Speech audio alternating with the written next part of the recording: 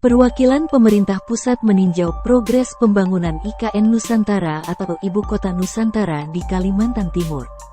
Dilansir dari Kontan, Asisten Deputi Industri Pendukung Infrastruktur Kemenko Marves Yudi Prabangkara mengungkapkan, dalam peninjauan lapangan saat ini, sebagian besar pekerjaannya berupa pematangan lahan dan land clearing. Hingga saat ini, pekerjaan fisiknya telah mencapai tahapan lelang untuk konstruksi fisiknya.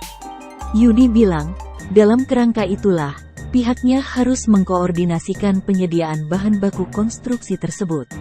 Menurutnya, ini merupakan hal kritis, mengingat keterbatasan pasokan bahan baku konstruksi yang sangat terbatas di Pulau Kalimantan, dan kemungkinan besar akan didatangkan dari luar daerah bahkan luar pulau. Sementara itu, Kementerian PPN, Bappenas mengungkapkan klaster pertama kantor pemerintahan yang akan pindah ke Ibu Kota Nusantara atau IKN Nusantara, Kalimantan Timur, 2024 mendatang. Dilansir dari Kompas TV, Fungsional Perencana Ahli Utama, Kementerian PPN, Bappenas Hayu Parasati menyebut terdapat 5 klaster yang akan pindah ke IKN.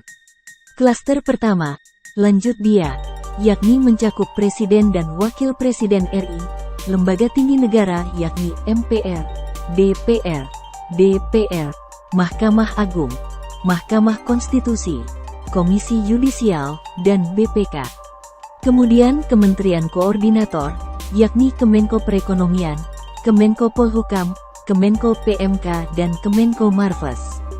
Lalu Kementerian Triumvirat, yakni Kementerian Dalam Negeri, Kementerian Luar Negeri, dan Kementerian Pertahanan karena dapat menjadi PLT kepresidenan dalam kondisi mendesak apabila Presiden dan Wapres berhalangan menjalankan tugas secara bersamaan.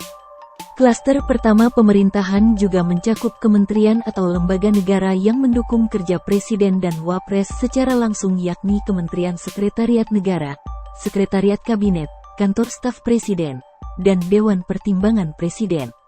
Lalu kementerian atau lembaga negara yang mendukung proses perencanaan, penganggaran dan kinerja pembangunan yakni Kementerian PPN, Bappenas, Kementerian Keuangan, Kemenpan RB, serta Badan Pengawasan Keuangan dan Pembangunan, BPKP.